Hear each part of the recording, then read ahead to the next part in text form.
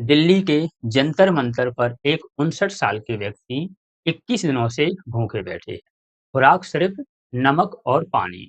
उनका 9 से 10 किलो वजन घट गया है। ब्लड प्रेशर लगातार गिर रहा है। डॉक्टर कह रहे हैं कि शरीर ने अब अपनी ही मांसपेशियों को खाना शुरू कर दिया है। यानी उनका शरीर अब खाना नहीं बल्कि खुद को खाकर जिंदा रहने की कोशिश कर रहा है। और जिस जगह यह हो रहा है, वह जगह है जंतर मंतर, जो देश के संसद से चंद मिनट की दूरी पर है।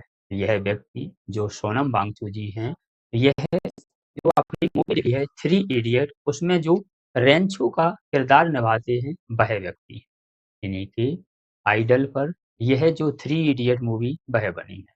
सोनम वांगचुक जी यह अनशन कर रहे हैं। उनके लिए देश भर से संवेदनाएं आ रही हैं।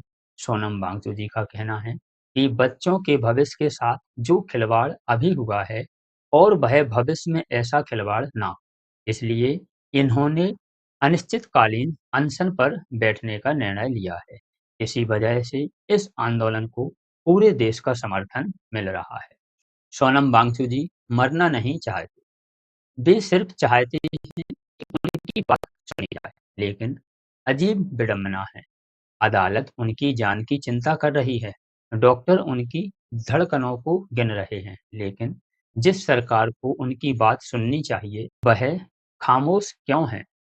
आज बात सिर्फ सोनम वांगचुक के अनशन की नहीं है, उस संकल्पना की है जो हर बीतते दिन के साथ भारी होती जा रही है। क्या सत्ता की चुप्पी अंत तक बनी रहेगी, या फिर सोनम वांगचुक जी के लिए सत्ता या फिर सत्ता दल से कोई व्यक्ति बात करने आएगा? इसी के साथ सोनम वांगचुक कोई एक आम आदमी नहीं है, यह सिर्फ नाम नहीं है, बल्कि यह एक विचार है। इनकी उम्र 59 साल है। जब इंसान आराम की तलाश करता है, तब यह शख्स दिल्ली की तपती गर्मी और उमस में जंतर-मंतर पर बैठे हैं, भारत के भविष्य के लिए लड़ रहे हैं। उनका संघर्ष सच में बहुत कठिन है, क्योंकि यह लेह लद्दाख से आते हैं और वहाँ की जलवायु और दिल्ली की जलवायु में बहुत अंतर है। अदालत ने सरकार को याद दिलाया कि हर नागरिक की जान कीमती है। सरकार ने जवाब में कहा कि उनकी सेहत की निगरानी हो रही है, उन्हें अस्पताल ले जाने का इंतजाम है। लेकिन यहाँ सिर्फ सवाल स्वास्थ्य का नहीं, बल्कि संवाद का है। सरकार उन्हें मरने नहीं देना चाहती, पर उनकी मांगों पर बोलना भी नहीं चाहती। यह कैसा संकल्प है? क्या सत्ता तब जाएगी तब शरीर के अंग जवाब दे देंगे? सोनम वांगचुक जी की पत्नी गीतांजलि का कहना है कि दिल्ली में बिताए हुए उनके यह दिन, जो इनके 21 दिन हैं, वह उनके 42 दिन के बराबर है। क्योंकि जो दिल्ली है, वहाँ का तापमान अलग है।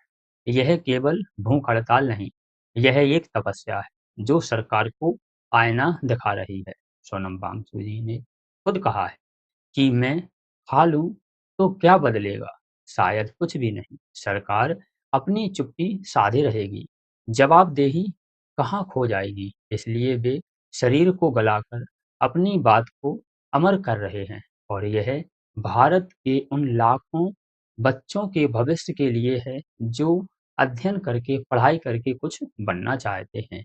अगले कुछ दिन यह तय करेंगे कि क्या हमारा लोकतंत्र एक इंसान की जान से बड़ा है, या फिर क्या एक आवाज जो पूरे भारत का दर्द बयां कर रही है, उसे सुनकर भी अनसुना कर दिया जाएगा? यह आंदोलन अब सिर्फ सोनम जी का नहीं रहा, क्योंकि संवेदनाओं का इम्तिहान है। उम्मीद है कि यह गतिरोध टूटेगा, इससे पहले कि बहुत देर हो जाए। सरकार की चुप्पी को देखते हुए 20 जुलाई को जंतर मंतर से संसद तक अपनी बात रखने के लिए वहां से जा रहे हैं। सोनम वांगचुक जी ने सबसे निवेदन किया है कि वह अधिक से अधिक मात्रा में इस मूवमेंट में हिस्सा लें, इस मूवमेंट का हिस्सा बनें, इसमें भाग लें, इससे कि आगे भविष्य में बच्चों के भविष्य के साथ खिलवाड़ ना किया जाए। ऐसी ही खबरों के लिए आप हमसे जुड़ जाइए। मिलते हैं एक और खबर के साथ। जय हिंद। जय भारत।